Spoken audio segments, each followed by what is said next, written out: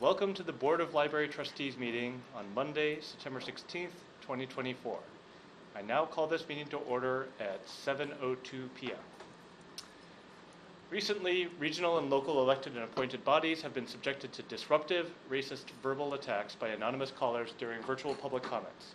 The City of Mountain View is fully committed to racial, religious, and cultural equity and justice as we strive to create a welcoming, safe, and inclusive community for all.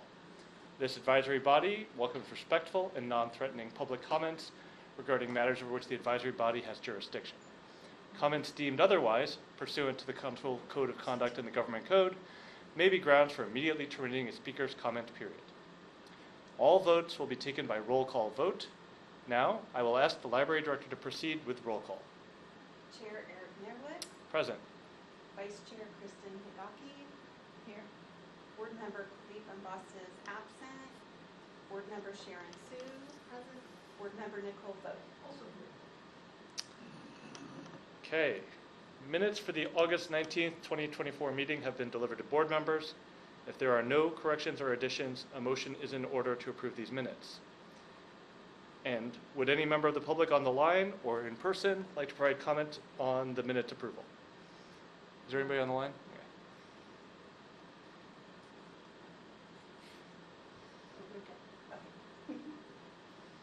Motion to approve the minutes.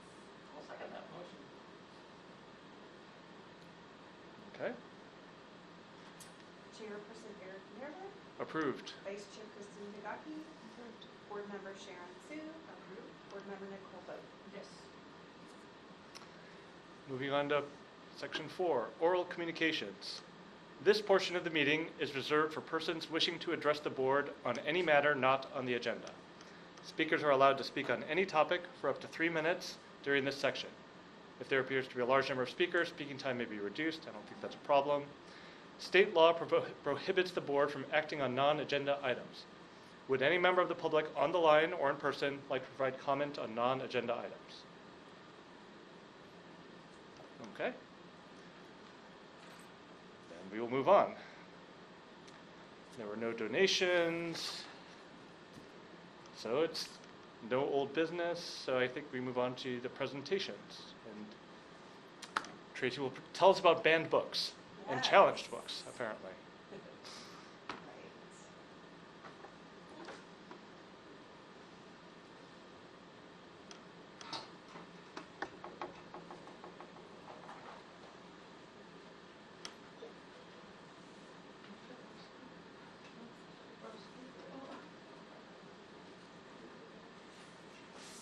All right. I have a lot of information. I've scaled it down, believe it or not, but it's still a lot of information. I will send you all the PowerPoint and a PDF document after the meeting tomorrow so that you'll have it. Please feel free to follow up if you have any questions, and I'd be happy to meet with anybody about banned books, challenge books, and censorship. So let's get started. So the American Libraries Association's Office for Intellectual Freedom has released new data documenting book challenges through the U.S., finding that in 2023, because they just finished their calendar year statistics, unique titles of banned or challenged books did surge 65% more in 2023 than in 2022. Reaching the highest level ever documented by the American Library Association. So just to go over some definitions, a challenge is someone says, I'm challenging a book or a movie or something, is an attempt to remove or restrict access to materials or services based upon the objections of a person or group. So a challenge to a title may result in access to it being retained, restricted, or withdrawn entirely. Some of these include, and have happened in libraries, relocating a book to a section of the library intended for an older age group than the book is intended for. So if there was a book intended for kids and it was challenged and a board or school board district of some sort decided that it needed to be moved into the adult section. Some would label it with a prejudicial content warning or rating, so a label across the top. Taking it out of the catalog, so it must be requested from a staff member. Removing it from open and freely browsable stacks, so behind the desk, behind in the staff areas, or a book requiring parental permission to check it out. A book is considered banned when it is entirely removed from a collection in response to a formal or informal challenge. The American Library Association says any reduction in access to library materials based on an individual or group's belief that they are harmful or offensive is an act of censorship. And we'll get to all of that throughout the presentation, but feel free to stop me if you have any questions. And we can always go back to any of the slides. Are challenges done at the library level, or what? In some cases, yes. In a public library, cities, a county jurisdiction, a school library, throughout the country. And I'll get to where most of the challenges do occur. I have a slide on where the highest percentage of challenges are coming from. So, some history. We're going back to 1600. Going Wow. back to the 1600s.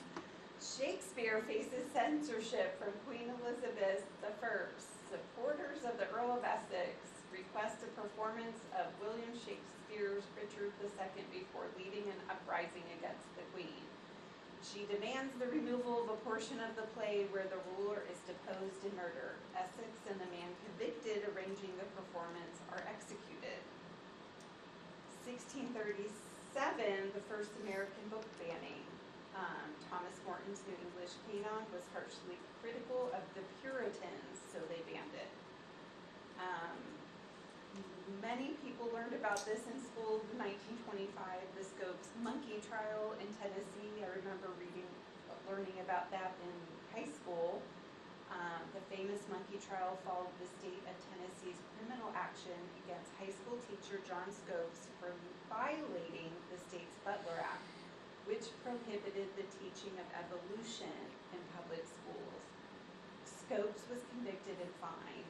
Although his conviction was overturned, other states adopted similar laws, and the theory of human evolution virtually disappeared from American high school biology textbooks until the 1960s. I will say an anecdote of my graduate work in anthropology, I had an entire semester on Charles Darwin. And so it was the opposite, learning in grad school all about evolution.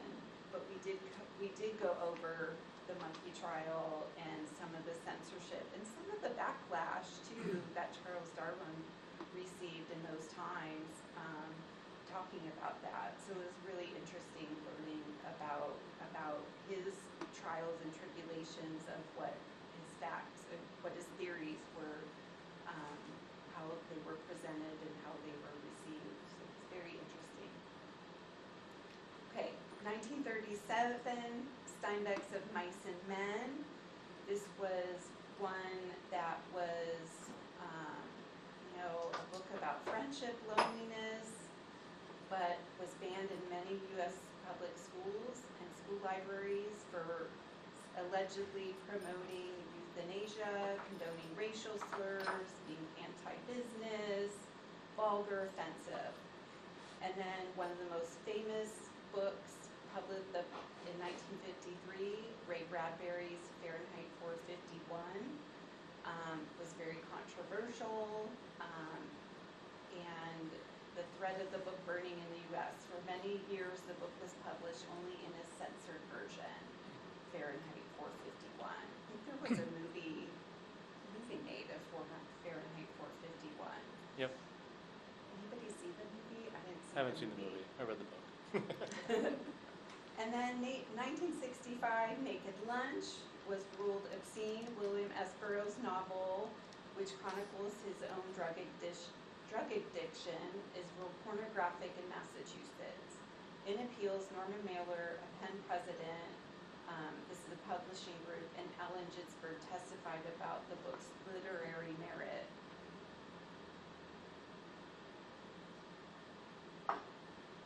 So one of the cases that created a legal standard for banning books was in 1973. I thought this story was pretty interesting. Obscenity is defined in the Miller versus California 1973 case. So under this test, material is considered obscene if it lacks serious literary, artistic, political, or scientific value, if an average person applying contemporary community standards would find the work appeals to the prurient interest, and if it depicts sexual conduct in a patently offensive way. So I don't know, this seems subjective to me, but this is how the courts define this. So in this case, in California, there was an owner of a business that distributed pornographic books and films. So he mailed advertising materials to the community, marketing his store and his books and films, but they contain explicit sexual imagery from the books and films that he was promoting. So when the owner of a restaurant in Newport Beach and his mother opened an envelope containing 5 of the brochures, they alerted police. He was arrested, convicted under California law that bans selling, possessing, distributing, or publishing obscene materials. During the trial, the judge had instructed the jury to use those community standards. Does it lack serious literary, artistic, political, etc., in determining whether the materials would be considered obscene. Well, this was in the 1970s. 1982, U.S. Supreme Court actually protects the book Slaughterhouse-Five. So in 1982, it was deemed unsuitable and banned by a number of school boards in the U.S. A sharply divided Supreme Court found in the case, which was called Island Tree School District versus Pico, that the students' First Amendment rights were violated when Slaughterhouse-Five and 8 other titles were removed from junior and senior high school libraries. And you see in the photo here,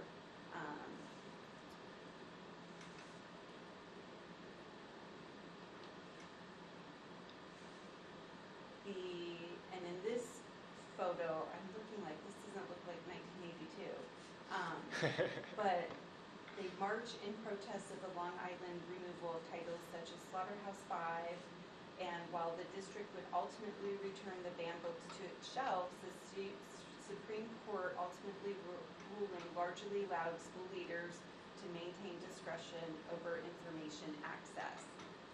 So, even though in the case in 1982 that it was viewed as First Amendment rights were violated, book censorship, banning, etc. continued. So, around the same time of the Slaughterhouse-Five, Banned Book Week begins.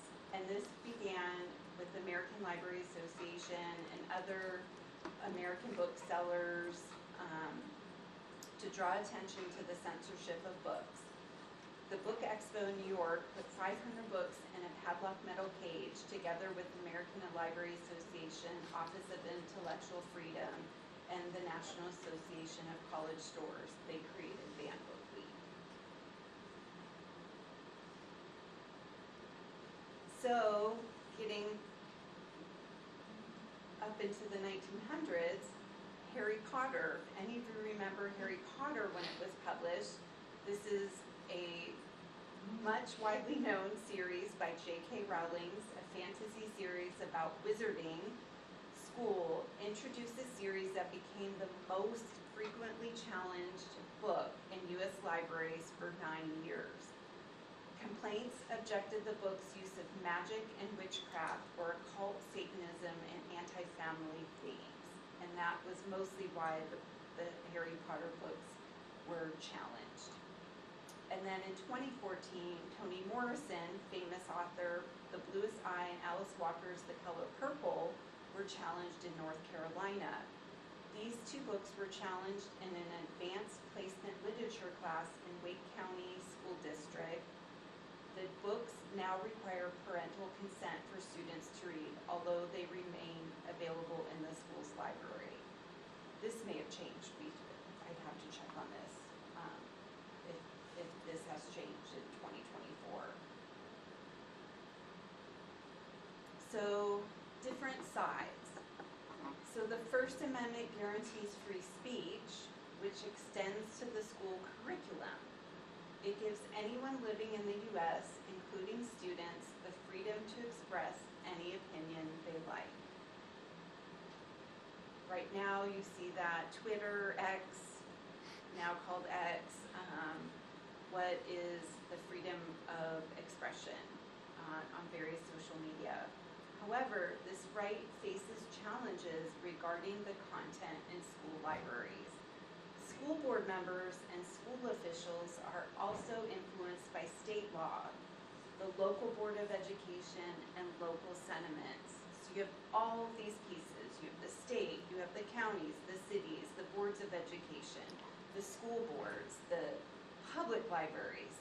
So they often grapple with deciding which books are suitable for students who are also minors. Then you throw in parents, then you throw in teachers, then you throw in libraries. So local boards of education are responsible for removing books that might not be appropriate for the students. The Supreme Court has not ruled on how boards of education choose books to place in a library. Right now, it's librarians and teachers in schools. There is no, typically up until now, school boards, boards of education, library boards, city councils, joint power authority groups haven't had a say on what books are in school libraries or public libraries. However, once a book is in a library, school boards may remove it only under certain circumstances. So nonprofit organizations like the American Civil Liberties Union, ACLU, and the American Library Association advocate for broad intellectual freedom. They often oppose the removal of books that include diverse viewpoints and narratives.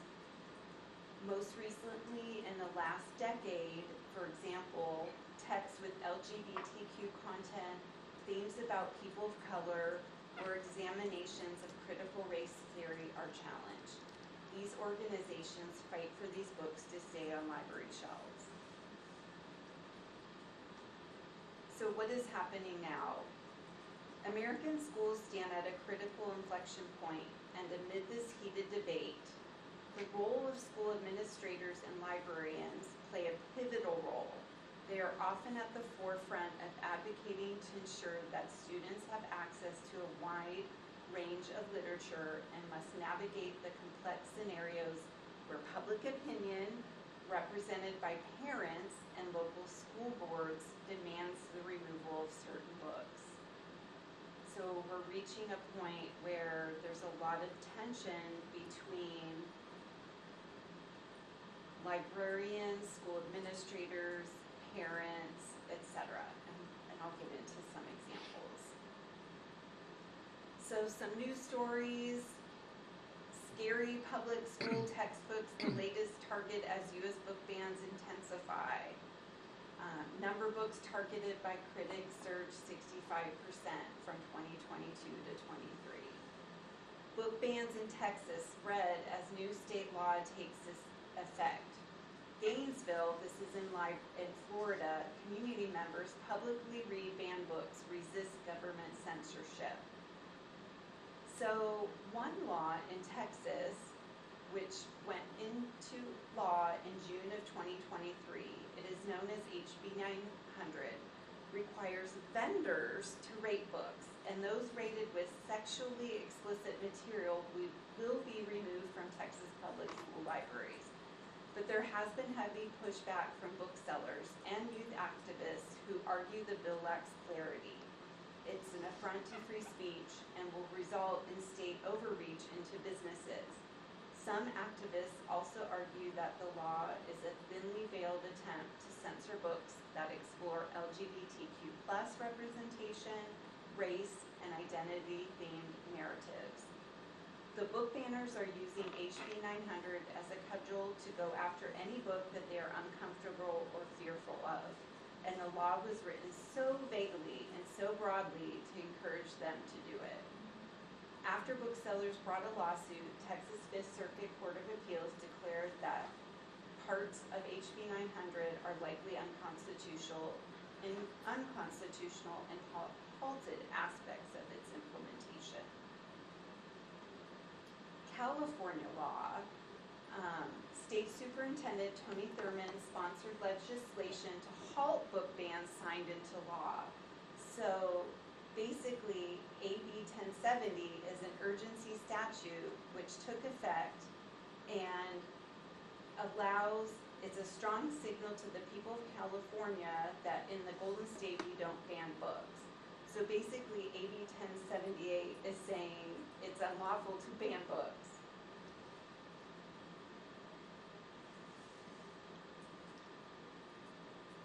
So California law AB 1825 is the California Freedom to Read Act. It is currently on the governor's desk as of last week. The governor has until September 30th to sign or veto measures reaching his desk in the final days of session, this bill included. This would prohibit the governing board or body of a public library, which would be, for example, you all, or any body or commission. In Sonoma County, there was a library commission made up of volunteers who represented each city. They were a commission. It would prohibit groups such as library boards, commissions, to review the procurement, retention, or circulation of, or access to library materials, from prescribing the circulation or procurement of, or access to library materials in a public library because of the topic addressed by the library materials or because of the views, ideas, or opinions contained in materials. The bill is basically saying, when it says reviewing the procurement, meaning in some states they actually wanted school boards or library boards to approve every item that is purchased for that institution. So there are some places in some states and areas that the boards, so think of yourself that you would have to approve every book the library purchased. So we purchase probably,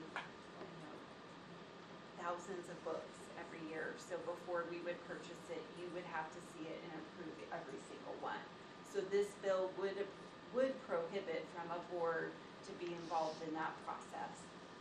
It would also provide that a person's right to use a public library and its resources shall not be denied or abridged solely because of personal characteristics, age, background, or views.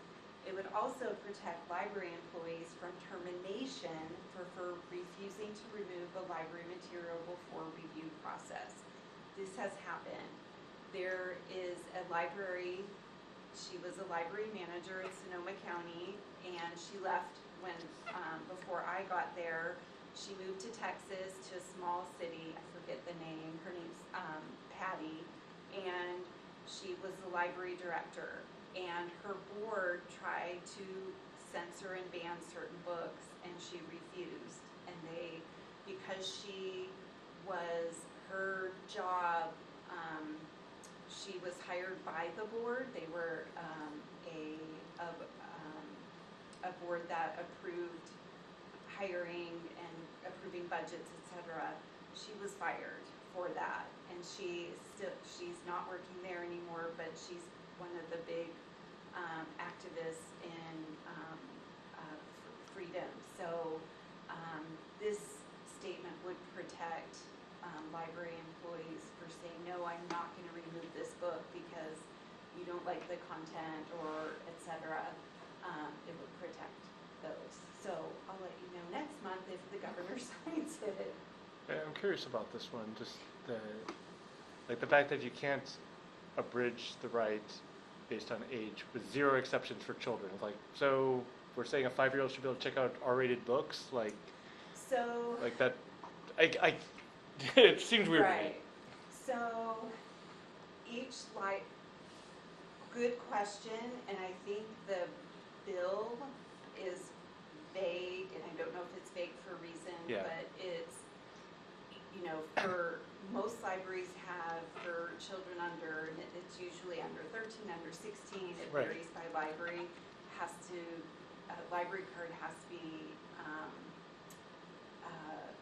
a child needs a parent to get the library card, Mhm. and then, someone came in the library and most libraries say it's up to the parent. So if a child who was 9 or 10 came to the library, went upstairs, checked out, adult, or Mm-hmm. it's the because we have self-checkout especially, Mhm. librarians typically don't get involved in that checkout, that it's, up to the parent. Right. But I'll tell you a case that,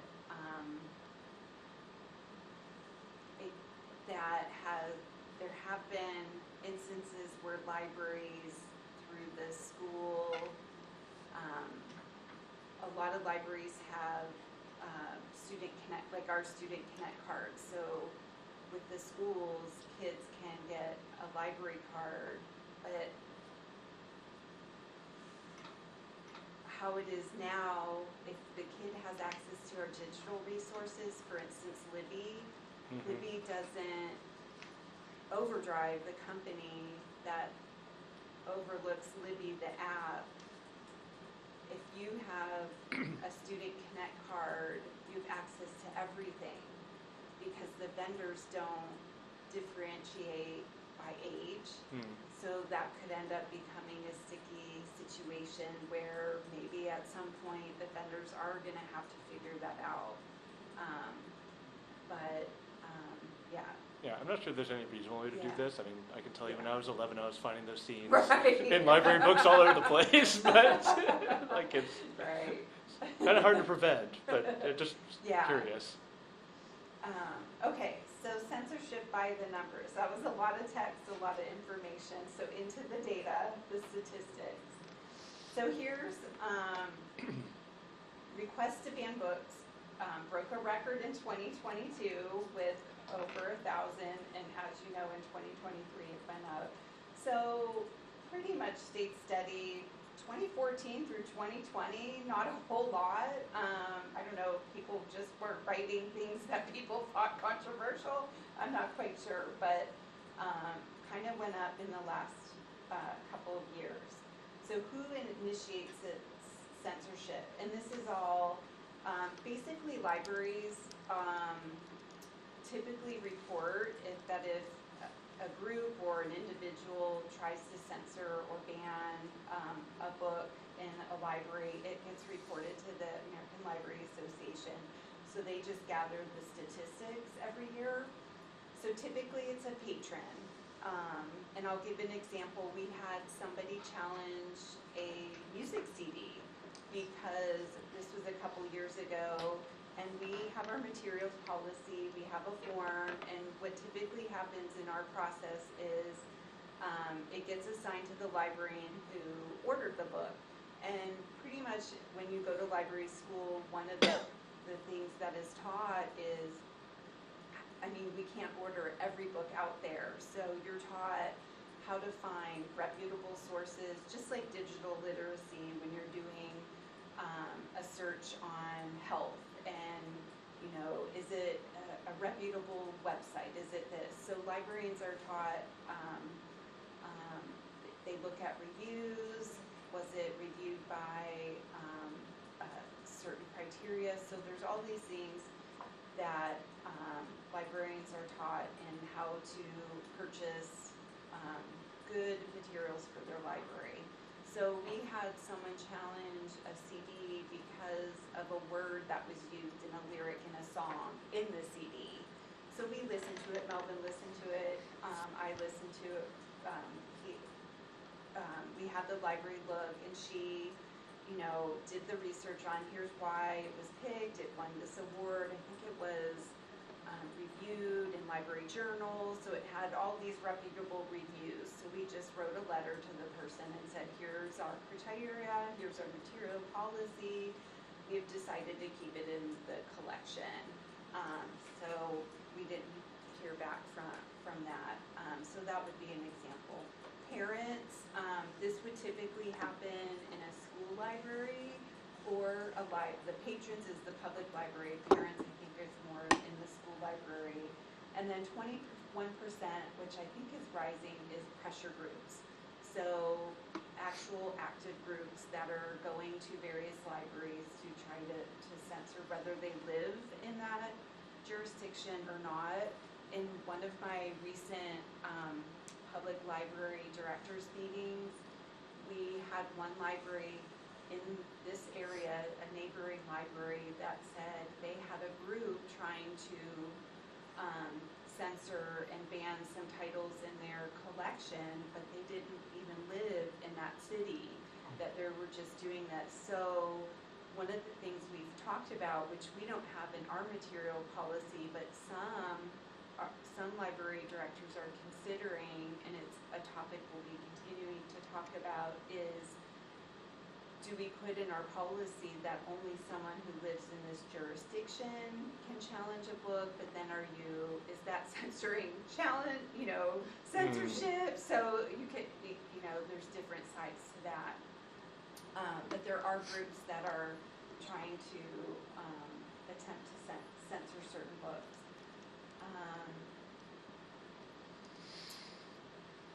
Some are elected officials.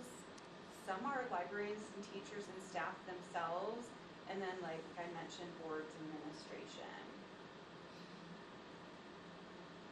So where do most of the censorship attempts take place? So a significant factor in the increase was that groups who had previously targeted materials in school libraries began bringing challenges to the same titles at their public library. So in 2023, public libraries had the most challenges, 54%. School libraries, 39%. Schools in general, 5%, and then higher education. But public libraries received the most challenges. And then, what are people challenging? 76% are books or graphic novels. Graphic novels are, I think, one of the highest. And then people have tried to challenge displays. So we have certain displays. I think we had a book display for Pride Month. That would be an example that someone's trying to censor a book display in a library. Access, such as funding. And then 4% have, there were some attempts of vandalism. We've had vandalism. Our vandalism has typically been, we've had pages ripped out of a book or written on, something like that, or a CD or music CD taken out of the case or hidden. We've had, our pages have found certain particular topics of movies that were, it seems like the theory is they were taken from the shelf and then dumped below, and they found them when they were cleaning or something, like someone was trying to hide a material. And then films and programs, sometimes programs. And then here's just a look on censorship and the rise. As you see, over 4,000, so it almost doubled in 2023 compared to 2022 on the number of titles targeted. So that was a 65% increase from 2022. And as you see, this just skyrocketed since 2021. So 47% of titles targeted for censorship in 2023 represent the voices and lived experience of LGBTQIA+ and BIPOC individuals. The number of titles targeted for censorship increased 92% over the previous year, while school libraries saw an 11% increase. And I'm going to talk about some of the titles. So Emily Drabinski, who's the current ALA president, says every challenge to a library book is an attack on our freedom to read. The books being targeted, again, focus on LGBTQ+ and people of color. Our communities and our country are stronger because of diversity. Libraries that reflect their community's diversity promote learning and empathy that some people want to hide or eliminate. Okay, so the top 10 most challenged books of 2023. Genderqueer, which, as I mentioned, the LGBTQIA+ content, it's a memoir. This has been the most challenged book in the last year, and same with All Boys Aren't Blue. The book is gay.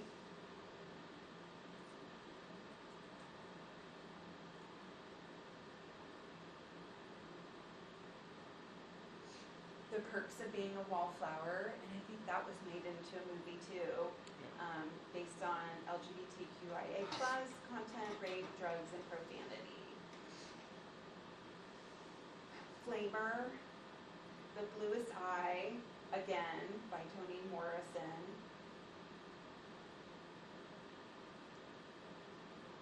Me and Earl and the Dying Girl. Tricks by Ellen Hopkins.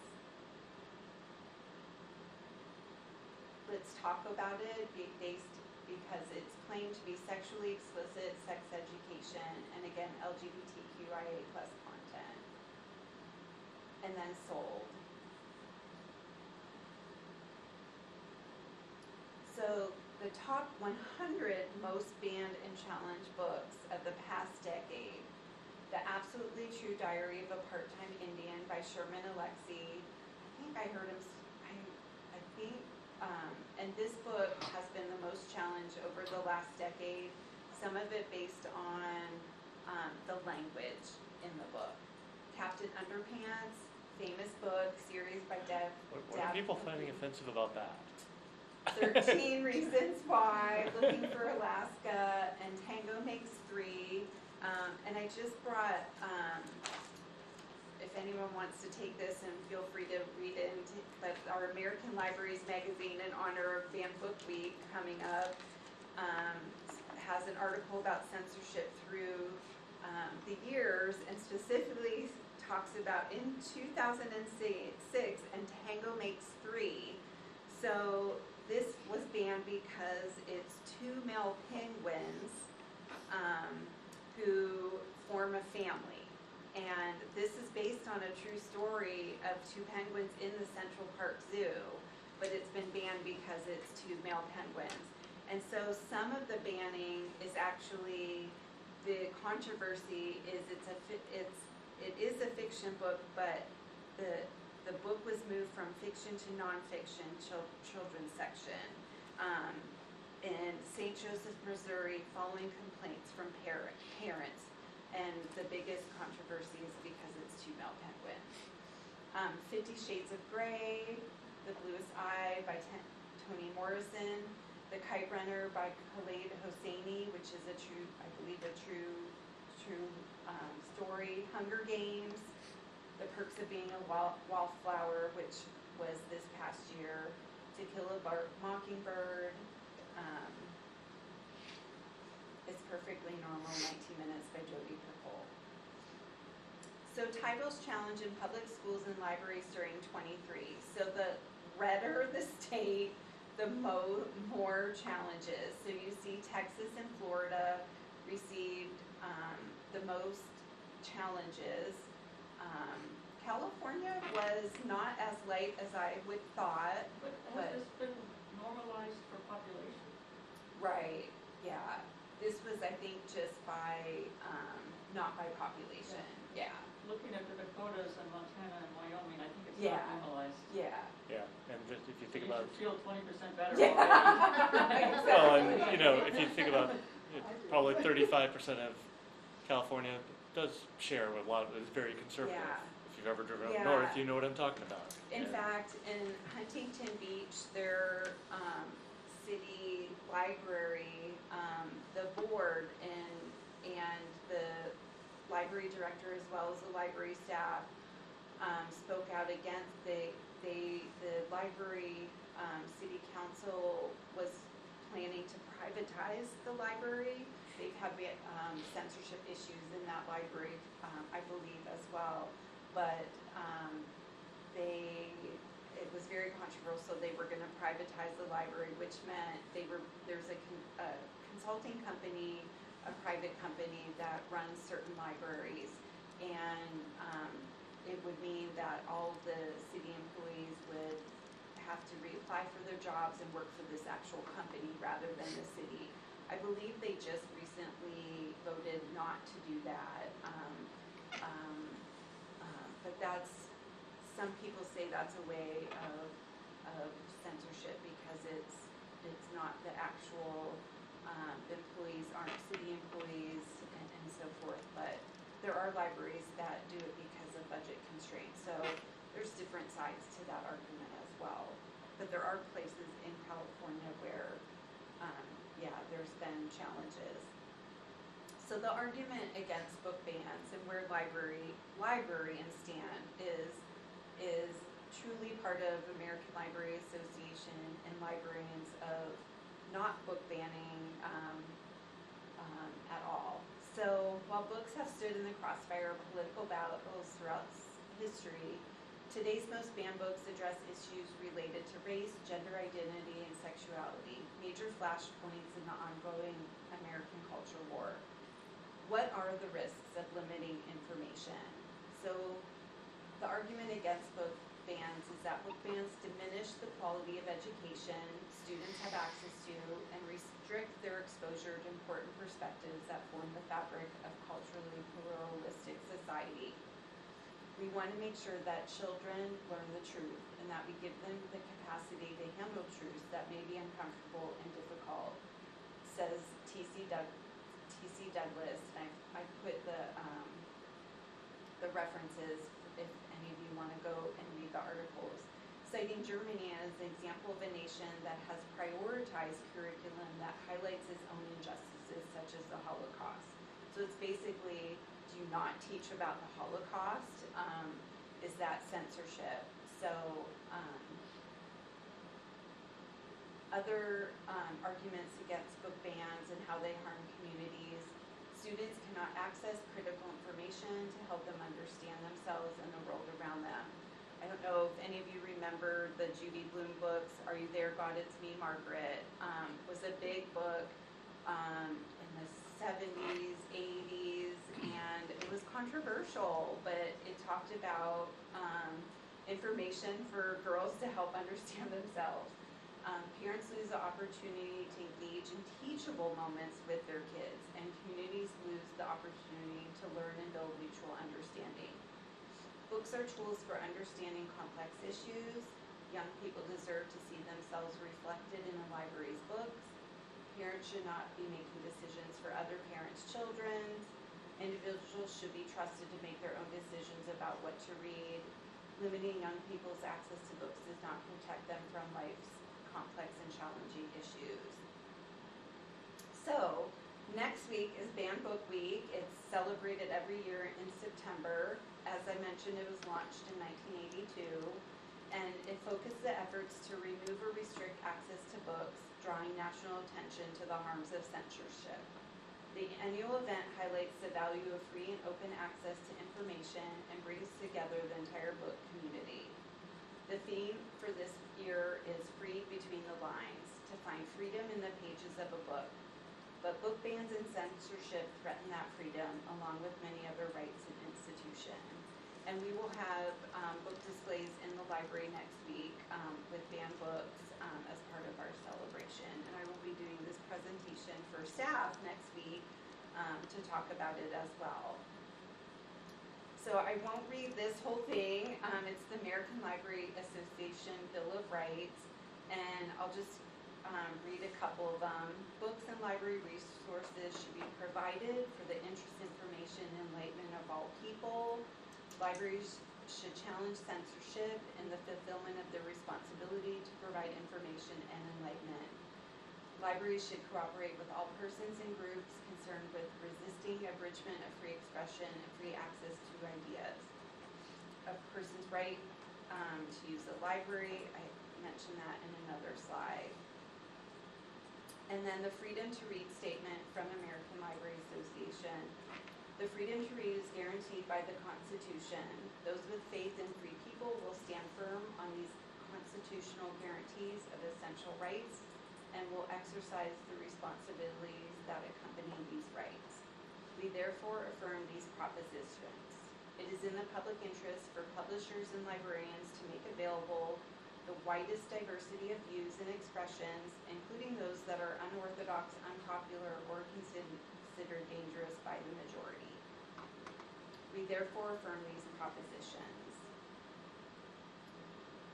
It is not the public interest to force a reader to accept the prejudgment of a label characterizing any expression or its author as subversive or dangerous.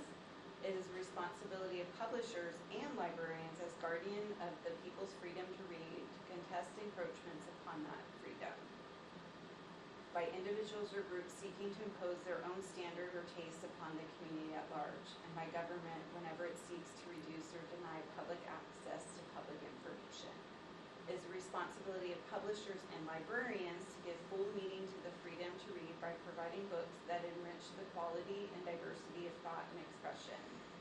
By exercising this, they can demonstrate that the answer to a bad book is a good one. The answer to a bad idea is a good one.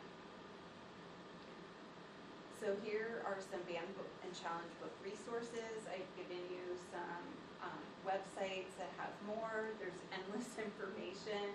The ALA.org banned books webpage and UnitedAgainstBookBans.org.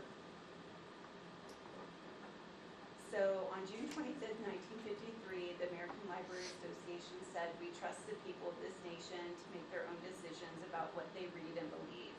70 years later, we still trust them to make their own decisions." Thank you. That is it. So it's a lot of information. Questions or thoughts? I know it's a lot to digest.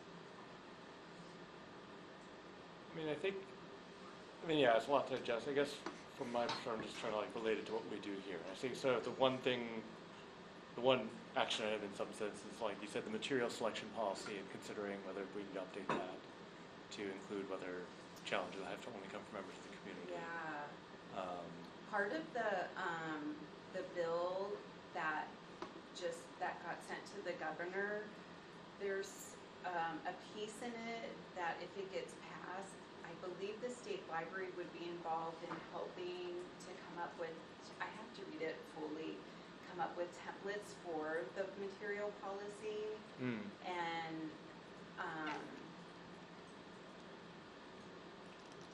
because all libraries have their own, but I believe it would cover certain things to make sure that are included in that. We'll have to submit the collection development policy to the state librarian. Okay. That's every library. That receives any state funding. And there's no state funding attached. So it's, how is our state librarian going to read every collection policy of every library in the state? Interesting. Okay. Yeah. How often is our library managing these types of requests? Yeah, probably, the 6 years I've been here, maybe 3. We haven't had very many. Luckily, knock on wood, we don't have the groups that are coming. But like I said, we have had, things written in books. We've had stickers put over covers, pages ripped out, sections gone missing on certain topics that maybe could be seen as controversial over the years, but not on the level that some other states are dealing with. I know Texas is the biggest, in Florida, with challenges opposite of, on that level, it makes it harder. And here, our state legislators trying to protect that so that those don't happen. I think the hardest part for librarians is, if you have someone, especially with children, if someone came in and said, my kid read this, how did he get it, that kind of thing. We have 1,000 people coming in every day. If a child's upstairs, if it's very young, we'll be like, where's your parent? And then, are you lost? Because we have had lost children in the library. But we wouldn't say, are you allowed to check that out? But that's not the role of the librarian in public libraries. It's, parent discretion so that, if you send your kid to the library or online to use ebooks or databases or our movies, our streaming movie service, it's, we have to say, we're not patrolling the resources, we're providing the resources. The patrolling is to the parent discretion. But yeah, like I mentioned, the CD had, he said the word or the content of the sentence that was used, but we reviewed it and so forth. And I get it, it can be very subjective where some person might say, oh yeah, that's very, offensive, quote unquote. But what was the intention of the author and so forth? And that's why, librarians get this training in school of, how to properly select. And like I said, in some places where they are trying to have the boards or commissions decide on what gets ordered, and I've heard of cases where the librarians are saying they want us to send them everything that gets ordered and for us to approve every single book. And I mean, that is time consuming for one, but that's not putting the trust in the librarians. We get a master's degree for a reason, to be able to do our job, kind of thing. So anyway, it's out there in the news, it's out there. I think the increase in the last few years is just related to some of the overarching divide that's being seen in our country, and this is just part of it, I think. But it did skyrocket in the last few years. I don't know if you all remember, for Salman Rushdie, the author, Yeah. who was attacked Leslie Tanner versus. in Chautauqua, New York, over his writing. I used to live near there, and I visited that place all the time. I just saw an interview with him recently, and he was talking about that, and he was asked, will you stop writing? And he said, no, this is unfortunate, this happened, it's horrible it happened, but it can't stop me from writing the truth and that. I read a memoir that he published, Knife, after the attack, and it's really good, but he really goes through kind of everything that he wants to discuss and what it means for his literary career.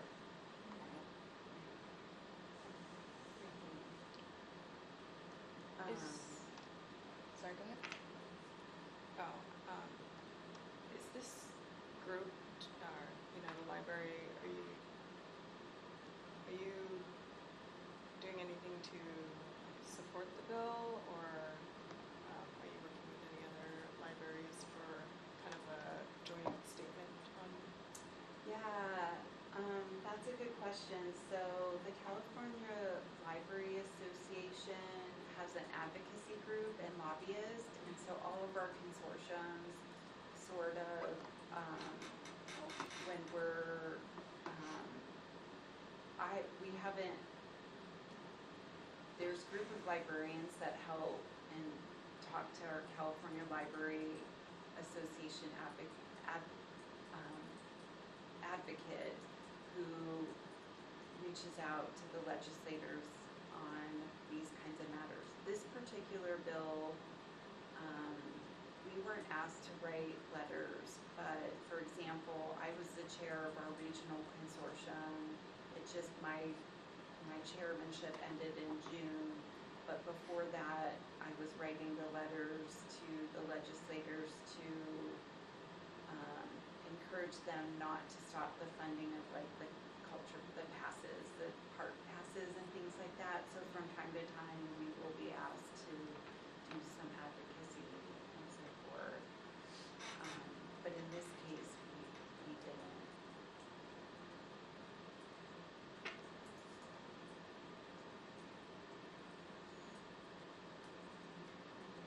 What would it look like for the board to support this library? Yeah.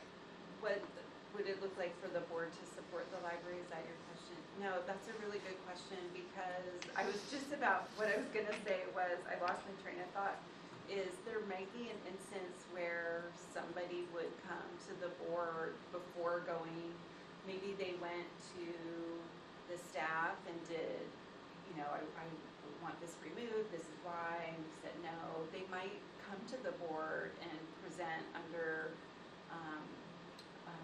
one of the non-agenda items. So you may have that happen at some point. So in preparation for that, obviously in a non-agenda item, you would just have to listen. There's no action to be taken, to just listen. If somebody came and said, you know, the staff this, the staff didn't, I don't think this should be in, I don't agree with their decision, you would just have to listen to that. I don't think it would become an agendaized item because it's not actionable by the board, but you know, in the future, I mean, luckily we have support, but if, say, you know, as the librarian, Nicole was here when you all gave support for going fine-free. So it could turn into, say, all of a sudden our city council, was a certain way having that support, or if there was a writing letter campaign needed, that could be something the board could take. And I think just learning more about it and the why, and if you might have community members you run into at some point that say, I don't think this should be in the library, or just being prepared to answer that at some point, having, well, the American Library Association, you could give your personal views, obviously, but the librarians follow the American Library Bill of Rights and this. So, and there are times where, like you saw, a small percentage, but some percentage of challenges were by librarians or staff. I've, in the past, when I did collection development, I remember ordering a book one time and it came in, and I don't know if it was who was putting it on the shelf or someone who was processing, and they came to me and they said, Tracy, I don't know if we want this in our collection. And I think it was a graphic novel, but there was some nudity in it, and so it was a staff, so they brought it to me, and so I sat on it, I reviewed our policy. I honestly can't remember what I decided at the time, but it was a staff that did do that and said, I don't know if this is, I went through the where did I buy it, were the reviews okay? Sometimes we look at what other libraries have it, so it does happen where staff might say that. Most of the time with staff, it would be, maybe this should be in a different collection, but our vendors are really good. The book vendors we buy from usually know if it's a juvenile, if it's a young adult, or if it's should be an adult collection. But probably more challenges that I've dealt with in the past were the location. where somebody was challenging, this shouldn't really be a YA or middle school, it should be adult, or it should be YA. Those are the ones I've dealt with mostly in the past, which, you know, we would look at and do all those considerations. I don't know, Melvin, if you have anything to add or anecdotes. Like what Tracy said, I think like in the past that we're here, we only received 3 challenges to materials, and I feel that the challenges were well-meaning in terms of they've either listened to the CD or read the material and was concerned about something they read. Right? So it's the job of the librarian to explain the process of how a material is selected and put some things in context. The CD that Tracy was mentioning, the artist was used a word that that's considered a slang against a white person, but the singer was talking about how she met her husband, who's white. So that was like the context of the song. So the librarian explained like the reason for that, and the person who challenged it accepted it. Another challenge we got was like I think it was like an 18th century like romance novel, and the person felt that it's sexually explicit. There were words that was sexually explicit. So the librarian who ordered it presented that this was like peer reviewed. It won some awards, and I actually like read some of those passages, and it wasn't. Again, it's subjective, like but it's not like what the standard is saying, like appealing to the prurient interest of the. It was in context of the novel. The person was suggesting labeling it. We haven't like labeled like a material, but we also explained that, like Tracy said, it's located in the adult collection in upstairs in like the general information, and not in the children's room or in the teen collection. So that was also the concern, and the person accepted it and was also like grateful that like we presented like the explanation why the title was ordered. So.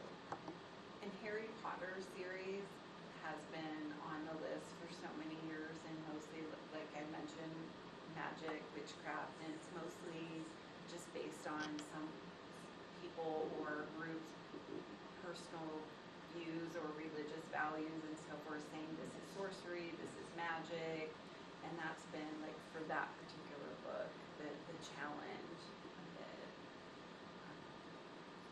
So I think it's important to have like the policy to back up like what is like the process of ordering, and it's not I bought it because I like reading about that. I bought it following a prescribed process, so the collection is curated, so based on policy and a process that was established. It sounds like a very thoughtful exchange that learning is happening. Yes. And so it doesn't, I like how you use the word well-intentioned, so it didn't seem, nearing anything Like negative. yeah, With intentions. because like as Tracy has alluded to, like there are groups in other jurisdictions that are not even part of the community that goes to that community to put in challenges. We haven't had that, thankfully. So.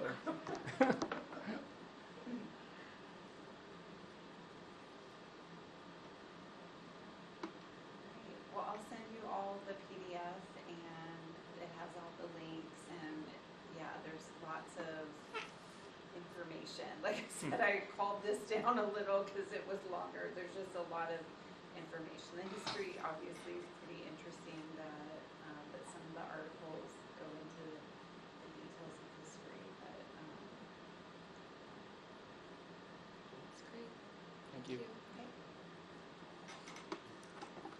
Moving on, we have no unfinished business, no new business, so now it's back to Tracy for the library director's report. Just wanted to shout out that, there's a new principal at Castro Elementary, and the staff were super excited to go to that event. Doing 100 library cards, I think, was a record, and 300 people they talked to. That was pretty amazing.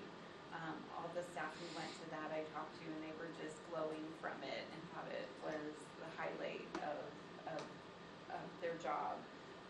And then also that the Career Success Allowance Program is going full force. We have 2 receive their first checks. We've been promoting that, and a few more have rolled into the program. So we'll keep giving you updates on that. And then Sci-Fi September is pretty cool that we're celebrating. And then, like I mentioned, Band Flip Week next week, and then United Against Hate is also next week. So we'll have book displays for that. I think the City Council, is doing a proclamation for that next week. And then some of our compliments that we love to share and so forth. And then some of you noticed our decorations. We had an end of summer staff social to just celebrate the staff and the hard work they did for summer reading. We got to see. We were going to have it in the park, and it was 90 degrees that day. So we're going to have games, and everyone was going to be out in the park. It was one of our hot days a few weeks ago, and so we ended up having it in here and decorated and had table games. We had our Jenga table, and Court brought table cornhole, so staff played that, and we just had lunch together and hung out. It was really a good time for everyone to celebrate all their hard work for the summer, and that they do all the time, but to just do that in the summer. So now it's fall, and kids are back in school and coming in to get their books for their assignments and so forth. So we're fully engaged with that. I told Rick, because he's in the first floor program room, but they're probably finished by now. I said I probably can't stop the meeting and have everyone go out, but they had a two-day robot workshop, and last Monday and this Monday there was a group. You had to register for both, and they made a robot, and they were going to bring it out to the park at 7:15, and I told them to take video, and so we'll probably have pictures in the next update, but they were doing that tonight. And I stopped in there on my way here, and they were fully engaged in building their designs, so it was pretty cool to see that happen this evening, so it was very fun. Very cool.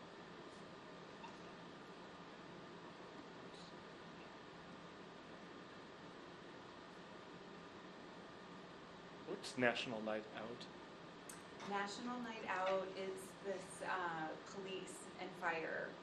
It's nationwide, that the celebration police, and we had a table there. Melvin and I stopped by. In fact, we talked to a couple of people about the Career Success Allowance Program when we were there, but it was really well attended. We had a table.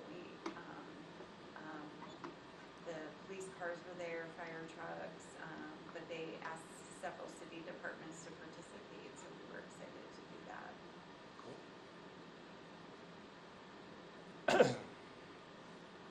Would any member of the public on the line like to provide comment on this item?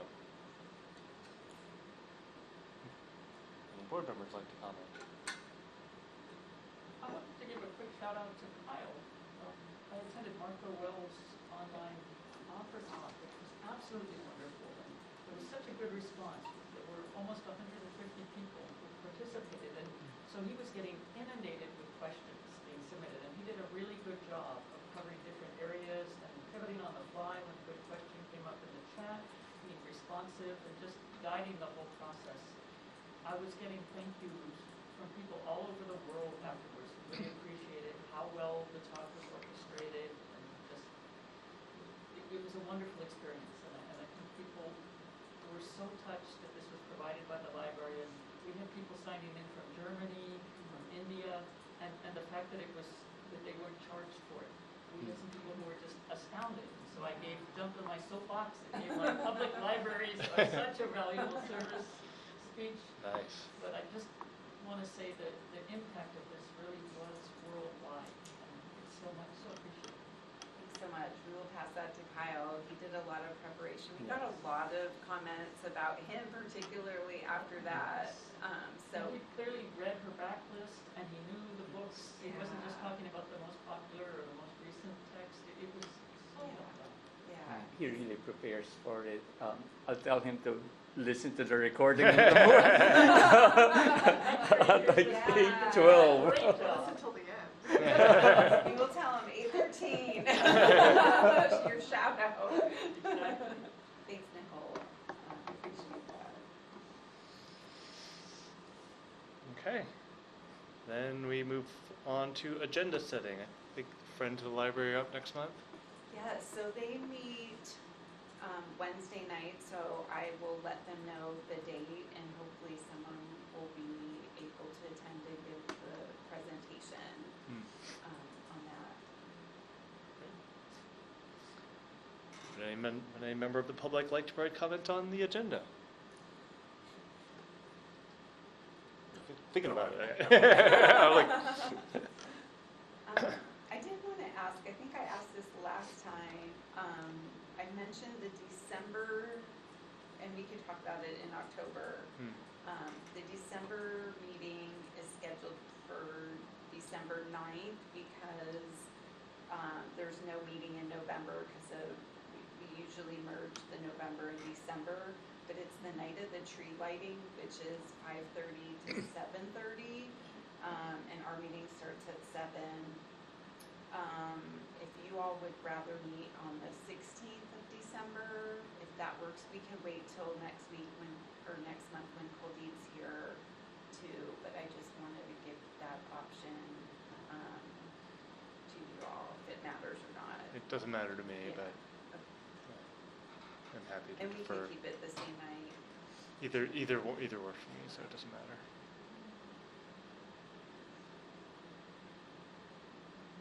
Any other questions, comments? Okay then. With that, the meeting is adjourned at 8:15 p.m. The next library board meeting will be held on Monday, October 21st, 2024 at 7 p.m. Oh, now I do this. I forget the details.